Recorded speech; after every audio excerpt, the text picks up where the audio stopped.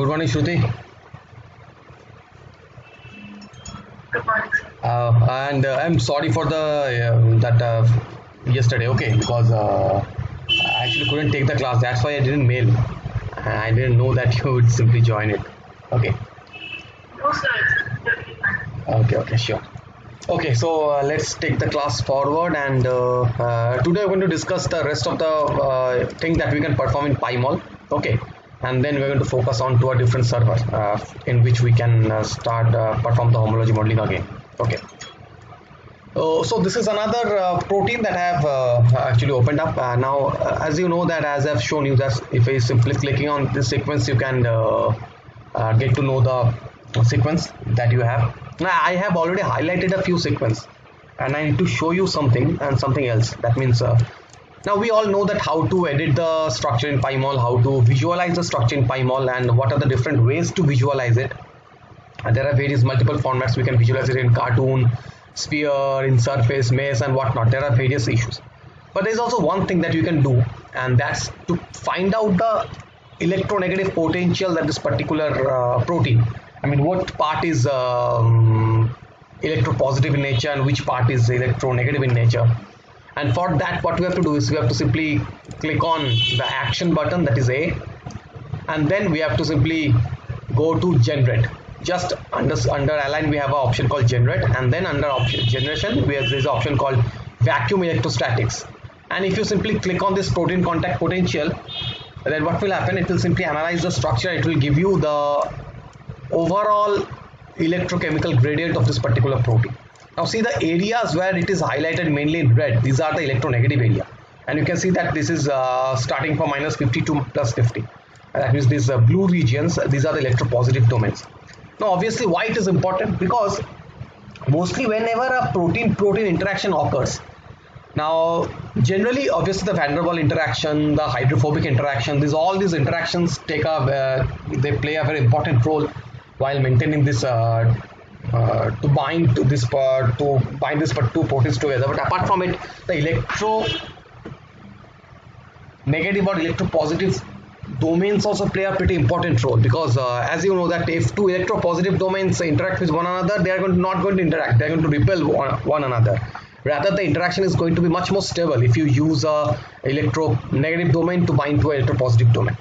And this is also important for you to if you want to design a particular ligand, because if you want to design a ligand and you know that this ligand that you're designing, it has some electronegative element or electropositive element, and you can simply find out a domain to which you can allow your ligand to bind to, or alter your ligand structure so that and incorporate the elements which have the counter charges, so that they can keep a balance. Okay.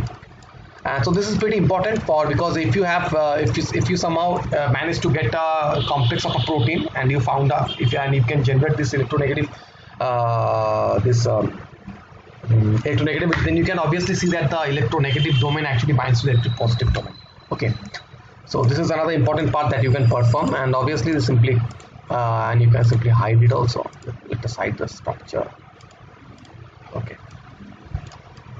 Okay, so another thing that you can actually perform is to find out the distance between two atoms, and to find out if two residues or atoms are interacting with one another. Now I have already highlighted two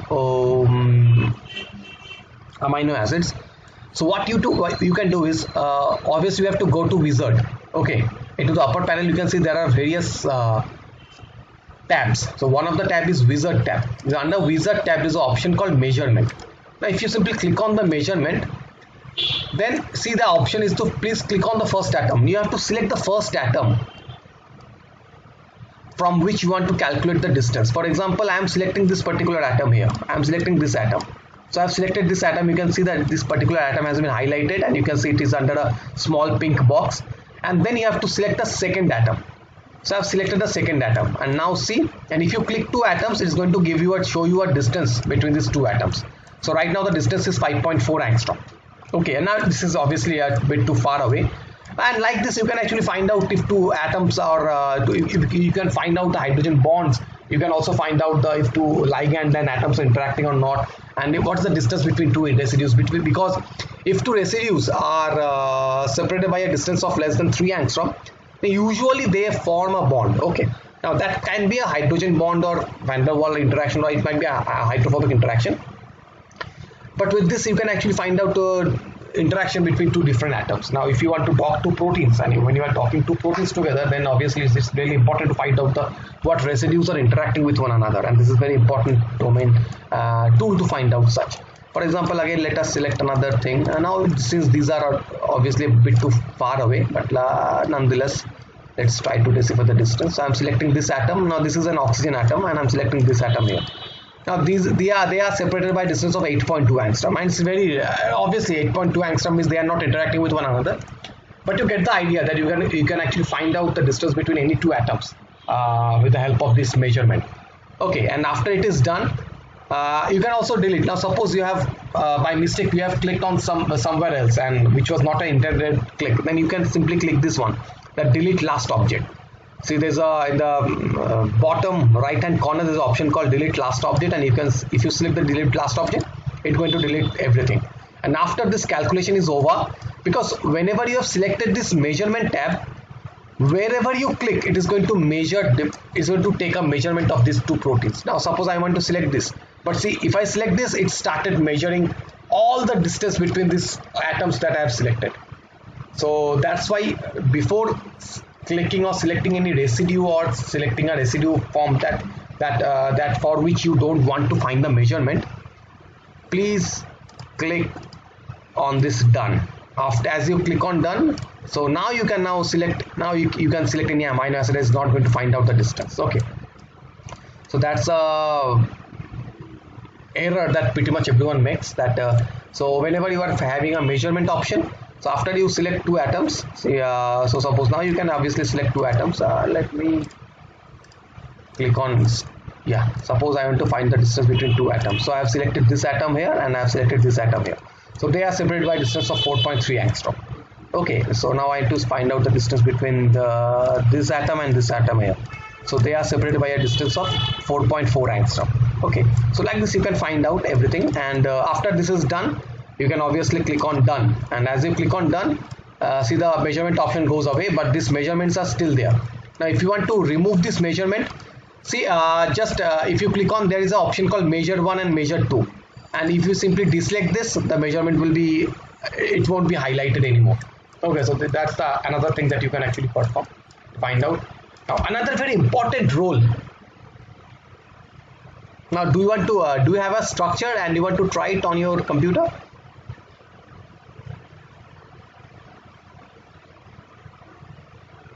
Okay, sir. Okay, simply open up a molecule in PyMol and try to perform this.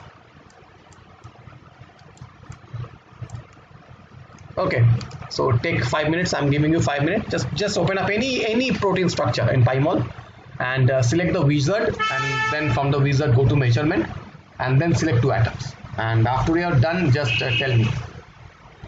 I will show you another property of this particular software.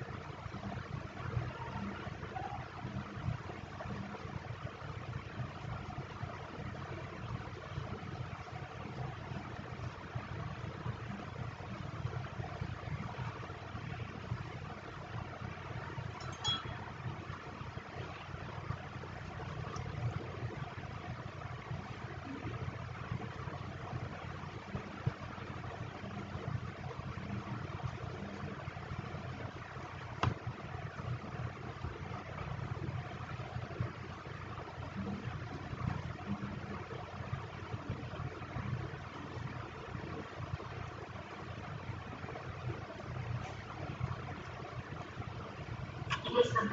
Done. Okay, fine. Just give me a minute.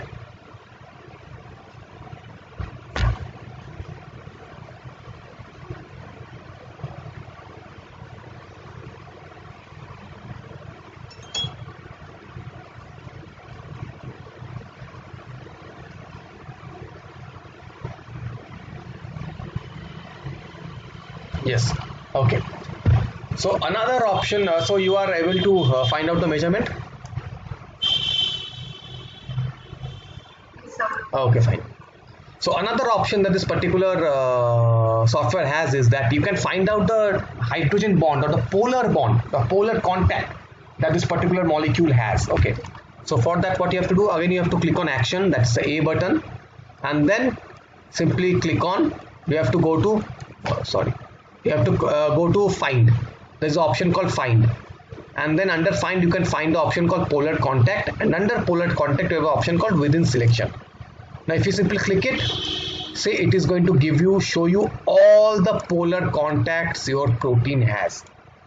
Okay, now this is pretty much required when you have two protein structure which are interacting with one another and all, and that's why it is good. Okay, so what does it show?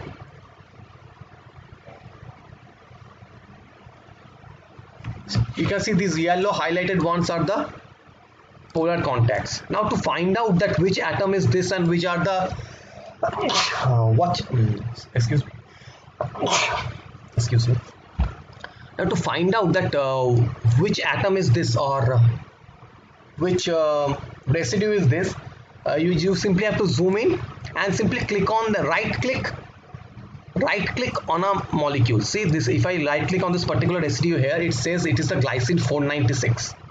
So this is between the glycine 496 and this is the glutamine 498. So this is the hydrogen bond between glutamine 498 and glycine 496. So in this regard, you can also actually find out that the polar contact between a particular molecule, and this is pretty much important whenever you have a protein complex, because whenever you have two proteins interacting with one another, then you can actually find out if that interaction is due to that polar contact or to the hydrophobic interaction or any other kind of interactions or not. And why it is important? Because polar contacts are much more stable, right? They are much more stable, and they are they hold these complexes together very well. So that's why the polar contacts are there. So you can simply find out. Simply go to action button A, then go to find, and under find you can see the option called polar contacts, and you can simply select within selection. Now you can also manipulate this to find out the polar contact between a particular set of residue. For example, suppose I have selected this residues only. See, I have selected only this N-terminal part. Okay, I have selected only the N-terminal part, and I need to find out if there is any polar contact within this. Now under this, now when I have selected this, see the option called select is highlighted, right? The select is highlighted. Then again I'm going to go to the action button on the select. Okay, I'm going to on the action button of select, click on A, then polar contacts within selection, and in this regard it's only going to give you and show the hydrogen bond between the atoms that you have selected. So in this case the hydrogen bond are only between this and between this. So only these are the three kind of 1, 2, 3, 4 hydrogen bonds that you have selected. Okay, understand? Now please perform this on your own.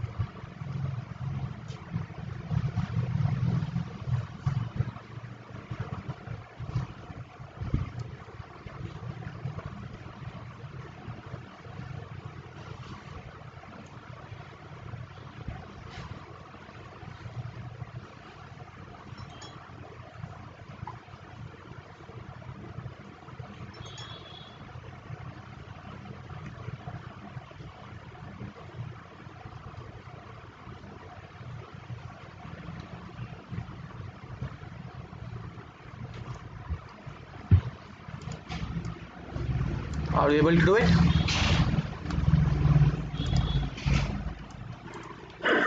Okay, fine. So in this way you can also find out the polar contact within a molecule that you have, and this is pretty much important if you have a ligand or if you have two protein complexes, as I already told you. Okay, so this is pretty much that you can perform the things that you can do in PyMol, and apart from it you can also use it to represent your molecule for publication. Okay, you can also use this for example, let me hide it. So suppose you have this molecule here. Now to get a picture, all you have to do is type in RAY. If you type in ray, now obviously if your laptop is not that, or your desktop is not that tech savvy, that means if you don't have that pretty high level of graphics card and all, then the ray is going to take a lot of time. But you have a high-end graphics card, then simply type in ray. It's going to take some time, but the picture that you are going to get is pretty classic and pretty good. And after that you have to simply click on this file, and then simply click in this export image as, and then simply click as PNG and click on save as PNG image as, and simply give in any name. For example, I'm giving name of demo and I'm saving it on desktop, and if I click on it, see, I'm getting a picture. So I have a picture like this, and you can use this picture for your publication and anything else. But the picture is obviously, the quality enhances if you type in array, that is RAY. I'm not showing that because my laptop doesn't handle that huge processing speed, okay, and it simply gets stuck and it takes a lot of time. So that's why. So there's an option called PyMol here, and there you have to simply type in RAY and then just hit enter. And if you simply hit enter, then it's going to give you a pretty much better picture, and then you can again click on file, go to export images, click on PNG, and then save the image like anything, okay, under whatever name you have. So like this you can also use this pretty molecule or this pretty software to make an image or for publication purpose. Okay, so these are the things that mostly things that you can actually perform using this particular PyMol. Okay, there is another thing. There is another thing that you can do is you can also perform the mutagenesis. Now, what is mutagenesis? So for mutagenesis, let me show you that. Suppose you want to mutate a particular residue. Okay, suppose you want to perform molecular dynamic simulation of a wild type protein, and you find out that particular in a diseased condition, a particular residue gets mutated. So you want to find out that what's the condition of this, what happens when you perform a simulation using that particular mutation. So what are the differences? So in that particular case you can actually perform the mutagenesis. So I'm going to show you how. Again you have to click on wizard, then you can see an option called mutagenesis, okay, under measurement. So since this is a protein molecule, I have selected protein. Now it's going to ask you to select any residue. So I'm going to select this residue here. So I've selected the proline residue. Okay, so this is the proline residue. Now when I've highlighted this molecule, see, I've highlighted and I've selected this molecule here, this proline here. Okay, so now under this again at the right bottom corner there's an option, see, under mutagenesis there's a heading called no mutation. Okay, so under no mutation you have to click under no mutation, and then you have to select the residue to which you want to mutate. So suppose this is proline, I want to mutate it to methionine, suppose. Okay, so I will select the methionine. So see, the methionine has been added and you also have the proline here. Now again only you have to click in apply. If you click in apply, see, the proline is gone and you have the methionine at that end. And see in the sequence also, at the end terminal you can see CGM, not CGP, because I have mutated the proline with methionine. I'm again showing you a different. So again I'm picking up a residue. I'm selecting this residue here. So this is the cysteine residue. Okay, I'm selecting the cysteine. Now again I'm clicking this mutate to methionine or the just bottom, just under mutagenesis, that tab. Click on that tab and select the residue that you want to mutate to. Suppose I want to mutate it to phenylalanine. So I will select phenylalanine here. Then again I'm going to click on apply. Now see, as I click on apply, that particular cysteine has been mutated to phenylalanine. So like this you can actually also change the protein structure to generate a mutated structure. Okay, and if there is only one or two mutation, then it's not a big issue, you can simply mutate it. And then and obviously after that you have to, after it is done, you have to click on done. Okay, you have to click on done again. Now simply click on done. Mutation is done. Now see, it again has this option called PATV. Cysteine has been changed to F and the proline has been mutated to methionine. Now to save this molecule under this particular mutation, again click on this export molecule. Okay, select the file and click on export molecule. Under export molecule, select the particular molecule that you have, that is this this molecule is a COVID protein, so I have selected this protein. Now you can simply select all or enabled. Okay, it doesn't matter. So I'm selecting this COVID and I'm clicking on save. And now we have to select the molecule type. Obviously save it as PDB. I'm going to save it as PDB, and then I'm going to save it as, suppose this is a COVID, let me say it is COVID mute.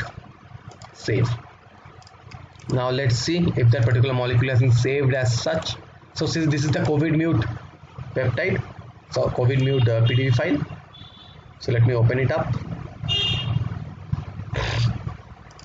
So this is the protein, right? Now let's check if the mutation has been saved as not. Now yes, and see, it's FGM, it's phenylalanine and the methionine. So right now we have selected and created a mutagenesis. Okay, now please perform this on your own.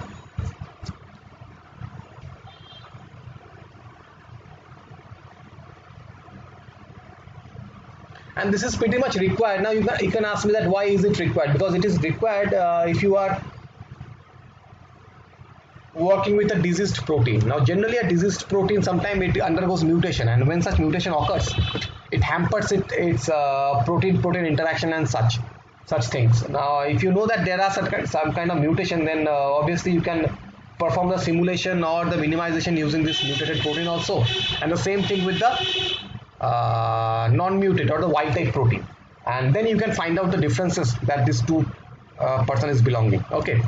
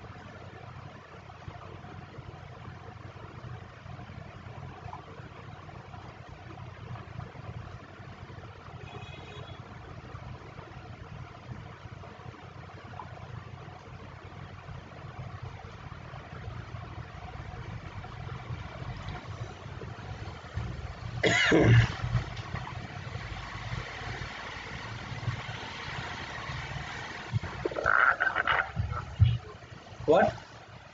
I got disconnected. Oh, you got disconnected. Okay. So did you actually see what I was doing?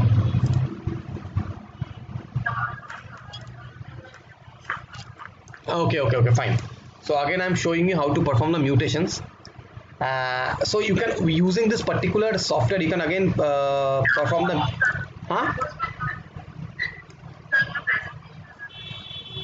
present is invisible, but I am presenting. Okay, let me stop presenting.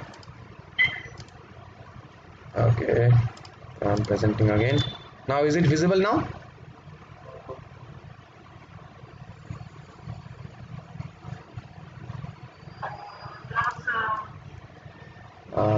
But I am presenting. Can you disconnect and connect once again? Okay, sir. Yeah, sure.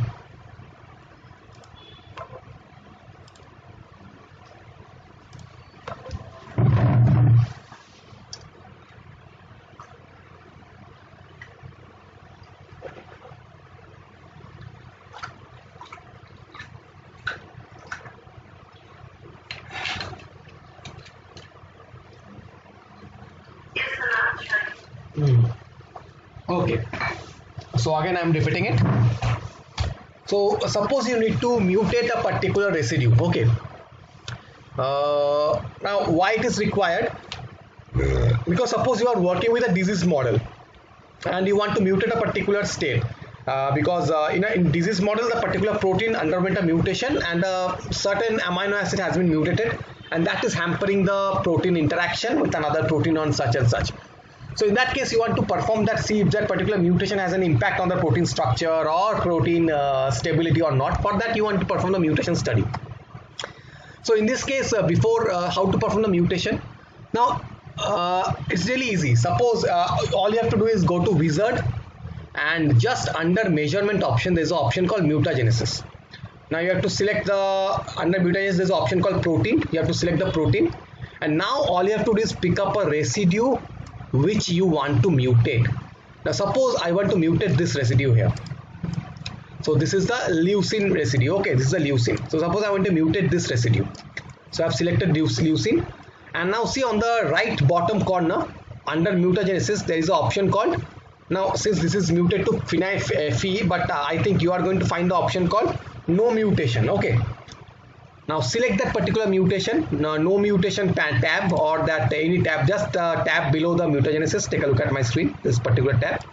Select and select the residue to which you want to mutate it. For example, this is the leucine. So suppose I want to mutate it to alanine. So I will select alanine and then I will click on apply. Now see, this particular leucine has been mutated to alanine now. Okay, I'm again repeating. Suppose I have another residue here. Suppose I have another residue here. So this is again, this is the glutamic acid. Okay, this is the glutamic acid. Now I want to mutate it. So what to do? I have selected the residue. Now, so say once I have selected the residue, again I am going to click to this particular tab, and now suppose I am going to click on proline. I want to mutate it to proline. Now see, as I click on proline, both the strands you can see both the glutamic acid and the proline residue here. So after that I will simply click on apply. Okay, and see the mutant, this particular molecule has been mutated to proline. Okay, and after it is done, all you have to do is click on done, and that's all. Now please do it on your own. Okay, now do it on your own.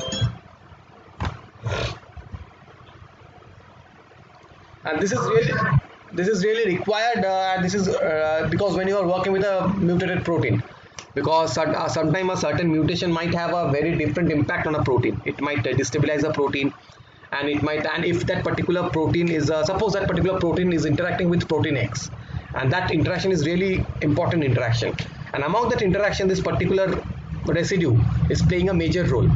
Now suppose when the protein underwent mutation, that particular interaction fails to happen, and as a result you can't see that protein is not interacting with protein X. Now to find out whether it is the role of that particular mutation and what's not, and so you need to perform the simulation study, and for that you need to have a mutated protein. So with this you can actually mutate a protein and do the further downstream studies.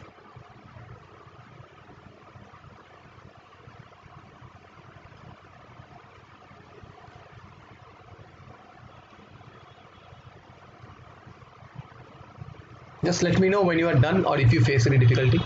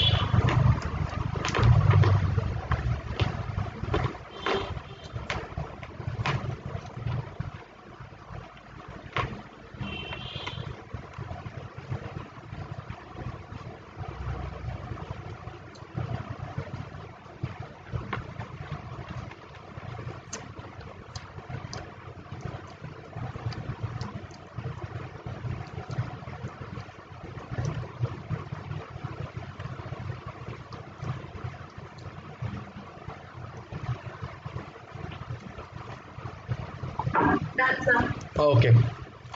So after it is done, you can simply click on done. Now the main thing is you have to save this molecule, right? You have to save this molecule with the mutated form. Now the saving is really easy. All you have to do is click on file and then simply click on export molecule. Click on export molecule and then simply select the molecule that you have, that is the COVID. Now this is the COVID molecule, so I have selected the COVID. Then click on save, and after it is saved, select the file type as, usually we keep it as a PDB format, but sometimes someone also uses Maestro format or there any other format of their choice. And then simply give a name. Suppose I am going to, since a mutated protein, I'm giving a name of COVID mute, and then simply click on save as.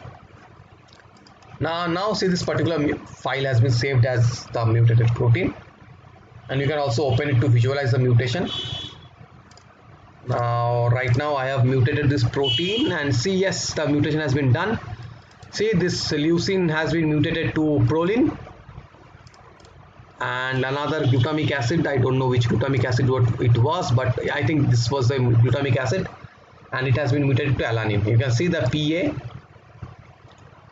right? So yes, the mutation has been done. So like this you can also save that particular molecule.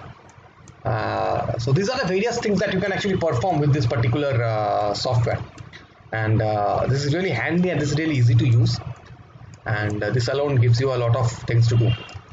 All right, so usually these are the things that you can actually perform using this particular PyMol. Okay,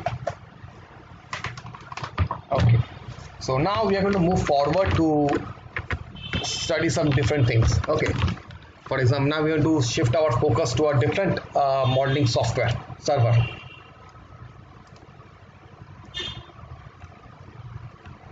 Okay, now this we have already studied and seen how a particular mutation is done in what's that,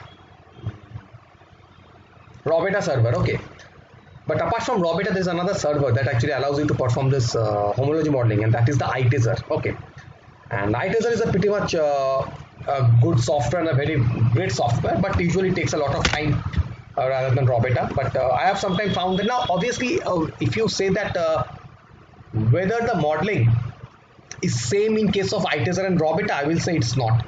The homology modeling sometimes is really different for iTezer and RAW-beta. So sometimes it is really required that you have to perform the modeling in both this server and select out the pretty and the best model from this server and you have to say it. Okay. And why is that? Because generally you see that both of them has different algorithms. Okay, both of them has a different algorithm, and the major thing is that iTezer uses a protein threading method. Now what is that? We're going to discuss that. Okay. Now in iTezer, this function insight of the target are actually derived by the rethreading the 3D models through a protein function database called BioLib. Okay. And this iTezer server is actually an integrated platform for this automated protein structure and function prediction, and that is based on the sequence to structure to function paradigm. So it's not only a sequence to structure, paradigm. It has three paradigms, that is sequence to structure to function paradigm. Okay, and generally the iTezer also works similarly like the RAW-beta, and it all starts from an amino acid sequence.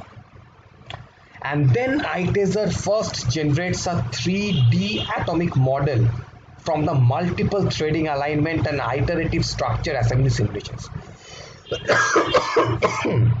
Sorry. The function of that, so after you get the structure, then the function is determined, and the function of the protein is actually then inferred by structurally matching the modeled or the 3D models with other known proteins. And the output from a typical server run actually contains the full length secondary and tertiary structure predictions and the functional annotations on a ligand binding sites, the enzyme commission number if it's an enzyme, and obviously the gene ontology terms. Now generally an estimate of accuracy of the prediction is actually provided, and is also provided along with that, and this accuracy is based on the confidence score of the modeling, and this protocol actually provides the new insights and guidelines for designing of online server system for the state-of-the-art protein structure and function prediction.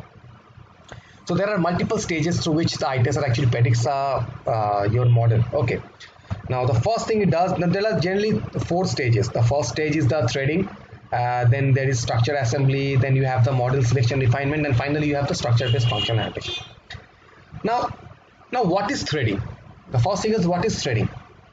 As you can see that I have written there, that threading refers to a bioinformatics procedure for identifying template protein from solved structure database which have a similar structure or similar structural motif as the query sequences. And in this first stage of ITESR, the query, so what happens is here that this query sequence is actually matched against a non-redundant sequence database by an algorithm, and the algorithm that it uses is the SciBLAST5 algorithm, and it actually does so to identify the evolutionary relatives. Now a sequence profile is then again created that is based on multiple alignment of the sequence homologs and which is used to predict the secondary structure. Now this secondary structure prediction is again used by a different algorithm, and that is, if I correctly remember it, it is I think CyPRED52, and that's the algorithm, okay, that is actually used to predict the secondary structure. And it is further assisted by the sequence profile and the predicted secondary structure, and the query sequence is actually then threaded through representative PDB structure library using a different server, sorry, not server, different algorithm, okay. And these are the basic thing that it actually does. I'm going to refine and tell you that. Just wait a minute. And this algorithm that this particular then uses, it's actually a locally installed meta threading server, and it actually combines 7 state-of-the-art threading program. Okay, now there are many, I don't remember the name of the 7 because a simple Google search, or if you simply go to this particular ITES server, is going to give you the name of the algorithm that they uses. Okay. And but in the individual threading program, the templates are obviously ranked by a variety of sequence based and structure based scores, and the top template hit from each of the threading program are then selected for further consideration. And the quality of this template alignment is actually judged based on the statistical significance of the best threading alignment, and usually they uses a z-score and for this, and z-score, you know what is z-score? Z-score is simply an energy score in standard deviation unit that is relative to the statistical mean of all the alignments. Okay.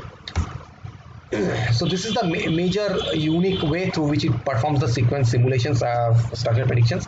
So first it does is you have the sequence, then it actually performs the threading, and once it does the threading, it actually uses the template and uses the template fragment to find out that particular structure that you want to have, and then you need to go to the next step, that is a structural assembly. Now in this particular second stage, that is in the structure assembly, the continuous fragment in this threading alignment, they are all excised from the template structure, and they are all used to assemble the structure conformations of the sections that are aligned well with the unaligned regions. Now mainly the loops and the tails are the unaligned region. So this unaligned regions, or the loops and tails, they are built by the ab initio modeling. So even if you perform the homology modeling, they also use the ab initio modeling to predict the structure of this unaligned regions. Okay. And further to improve this efficiency of conformational search, ITESR adopt a very reduced model to represent a protein chain, and with each residue described by its C alpha atoms and the side chain center of mass. Now because the regions that are not aligned during the threading process usually have a lower modeling accuracy, the structure modeling in this region is actually confined to a lattice system of a particular grid size, and this helps to reduce the entropy of the conformational search. Now this grid size, it also may introduce considerable uncertainty of conformational representation in the comparative modeling, but generally they have an error range of 1 to 2 angstrom, so it's not a very great error as per se. Okay. But it actually does not generate any observable effect in the ab initio modeling, and because in ab initio modeling it often has an error level of 4 to 6 angstrom, right? So this threading aligned regions usually have a higher accuracy. Okay. And modeling in this region is therefore the of lattice, and the template fragments are kept rigid during the simulations. And this actually helps to maintain the fidelity of this high resolution structure in these regions. Finally, the fragment assembly is performed by a Monte Carlo simulation technique, and which implements several replica simulations in parallel at different temperature. Okay, and all this and with the temperature, and these temperatures are periodically exchanged between the replicas, and it is done because to cover the and to overcome the energy barriers. And the energy barriers that you have, these are actually flattened by a hyperbolic function to speed up the jumps of simulation between these different energy basins. And the overall simulation is actually guided by a composite knowledge based force field. And this force field includes several things. First, it includes the statistical terms that are derived from the PDB, and then it also uses the spatial restraints that are found from this threading template, that is this threading template. Okay, and apart from it, they also use a sequence based contact predictions. Okay, and partly because of the consideration of this hydrophobic interactions and the bias towards the radius of gyration in the energy force field, the current ITESR procedure is actually designed to best fold into a single domain globular protein.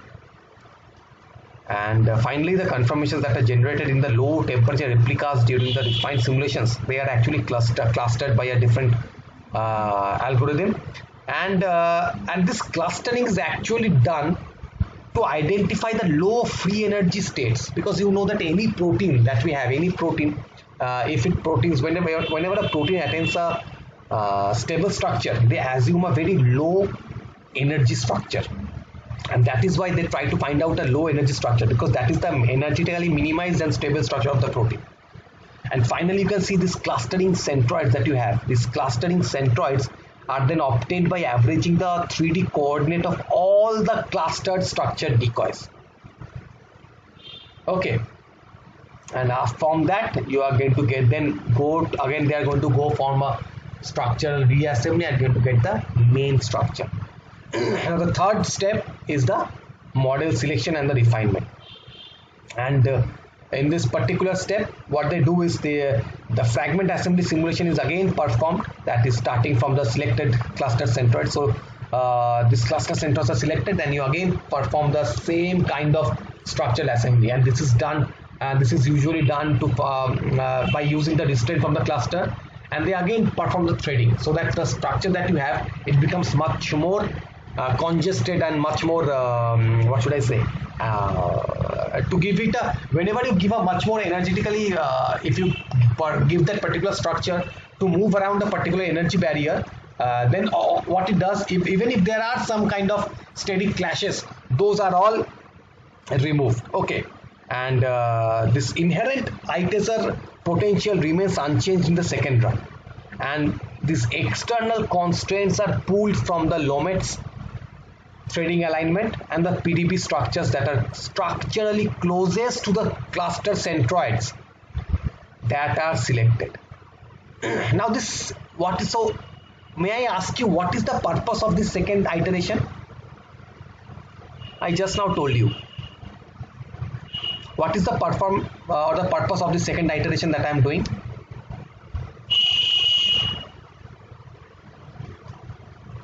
Because I am already, as I told you, that I am already having a structure and I am removing the energy barrier and I am selecting a structure from the lowest energy state. But why I am performing the second iteration? Because it is done to remove the steric clashes and to refine the global topology of the cluster centroids. Okay, and after that, what, you select the lowest energy structure and you generate a decoy, and this decoy is generated during the second round of simulations. They are again clustered and the lowest energy structures are selected as input for this Ramo hydrogen bond optimization, and which generates the final structural model by building an all atom model from the alpha carbon stresses through the optimization of the hydrogen bonding networks. And finally, what it does, it performs the functional annotation. And in this last stage, the function of this query protein is inferred by structurally matching the predicted 3D model against the protein of known structure and function in the PDB. And for this purpose, 3 protein structure function libraries have been constructed independently, and it is updated bi-weekly. And at present, they include approximately 6,000 non-redundant entries with known enzyme commission number, and they also have a library of almost 30,000 non-redundant entries with the known gene ontology terms. Okay. And finally, to find out the ligand binding site, they again have a library of few thousands. I don't know, but I think it's around 20,000 of non-redundant proteins, and that are used to predict the ligand binding sites. And the structural analogs of these query proteins in this gene ontology library, they are mainly matched based on the global topology using this particular TM aligned software. Okay. And then the consensus is actually derived based on the frequency of the occurrence of the gene ontology term. Now the structure analogs in the enzyme commission and binding site libraries are matched based on both the global and local structural similarity. Now, while the global structural similarity search is actually used for recognizing the proteins with similar global fold, the local similarity search actually provides a complementary method, and that identifies the analog that have a different fold but perform the similar function due to the conservation of the active binding sites. Okay. Now, finally, this functional analog that you have, they're all taken from the global search results, and they are ranked based on the conserved structural patterns that are present in the model. Okay. And this measurement is actually done by a scoring scheme, and it combines various things. It combines the TM method, the RMSD of the sequence identity, and of course the coverage of the entire structure alignment. Now this TM score, is the template modeling score. Okay, and this TM score is actually defined to assess the topological similarity of the protein structure pairs,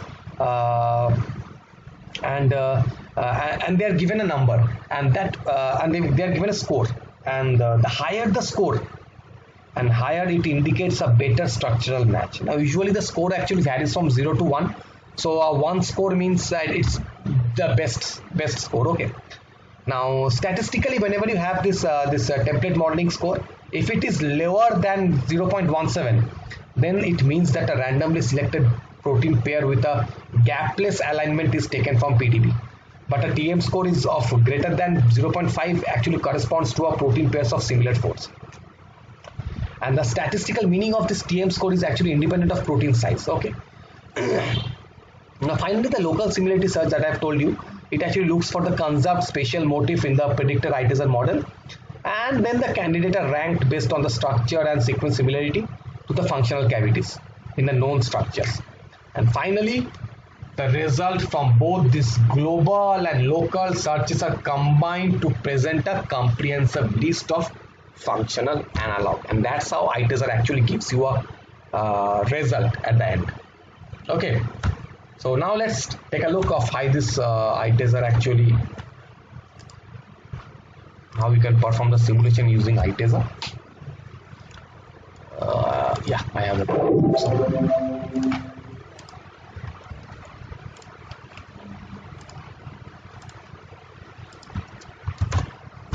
Now, but one thing that you are required for this, I've said, click on the link and you're going to open up this particular ITSR server. Okay. Now, one thing that is required for this ITSR is you must have a university email ID. Okay. You must have a university email ID or a institute email ID. But if you don't have an university email ID, it doesn't allow you to perform the simulation, because it is free for the academic programs. So if you are from a company, then you have to give them some money to perform this. Okay. So using it is pretty much straightforward. All you have to do is copy paste the sequence using a FASTA format, and you know how a FASTA format looks like, right? You have to give a greater than sign, then you have to type in the protein structure, protein sequence,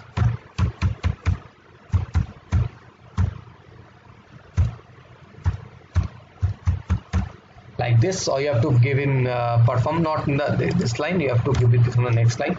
You have to upload the format, you have to give your email ID password, you have to give the ID, and then simply click on run ITeser. Okay, and if you simply click on run ITeser, it's going to start the run, and it's going to get you they're going to mail you when the run gets over. Now generally it takes around 72 hours, or sometimes it also takes for 4 to 5 days to give you a result, depending upon the protein size. If the protein size is huge, it takes a lot of time. If the protein size is less, it gives you a less time. But after that, they're going to send you a mail, and if you simply click on that mail, they're going to open up a page and they're going to show you the model. They're going to show you the model and the predicted score, and also they're going, the one of the best things that they show is they are also going to give you the template list, the template that they have used to perform your simulation.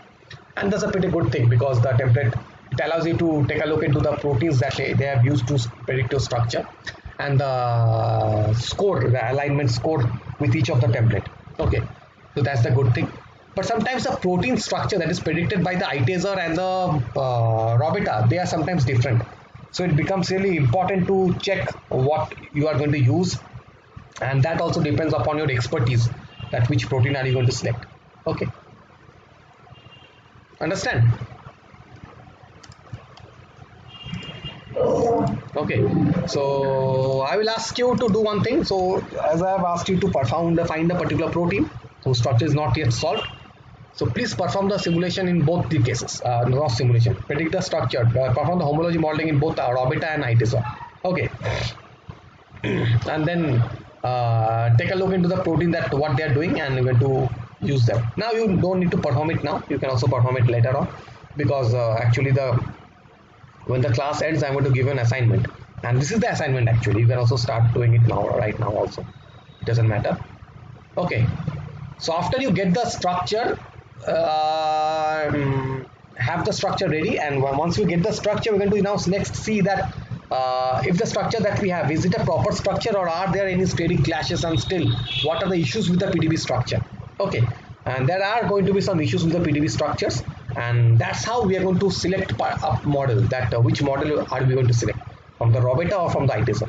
Because in Robota also they give you 4 models, in the ITeser also they give you 4 models, and we have to select the model from one of the things. And in the next class we're going to use that particular software to see and to analyze the PDB structure, and to and it gives us a quality assessment that which PDB structure is much more better and why it is better. Okay, so to use that particular setup to know which structure is better. But I prefer the ITeser server, but it's not that the ITeser gives a better result than Robota, because in one case I have also found that ITeser is not giving me a result, whereas the Robota has provided me with an excellent result, and I have to proceed with the experiment. I have to proceed with all the other thing with the Robota only. Now, one thing that these servers are actually doing is also that I think you have heard that thing, that they are actually aligning the software, or they are aligning the query molecule with a set of other molecules. Now, how to perform this alignment? What is alignment? How to do this? And how do the algorithms or solver or softwares are predicting this? Okay, so we're also going to in the next class, after that we perform the quality assessment of that particular PDB structure. We're going to learn something about sequence alignment. Okay, and how to perform that. All right. Okay, so that will be all for today. Okay, and I will mail you the next class. When is it going to be? I'm going to mail you today only about the next class. Okay. Thank you, Shruti. And try to find out a protein. And as you have asked that how to find out a protein, all you have to do is some Google search, and you have to also find out a particular protein and whose structure is not solved. And that's what by literature serve and the database serve. You have to search the database and also the various literature to find out a particular protein whose structure is not solved. Okay.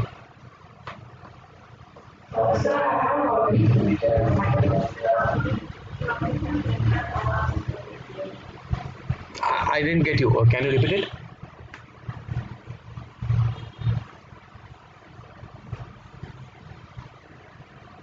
I didn't hear you. Can you repeat again?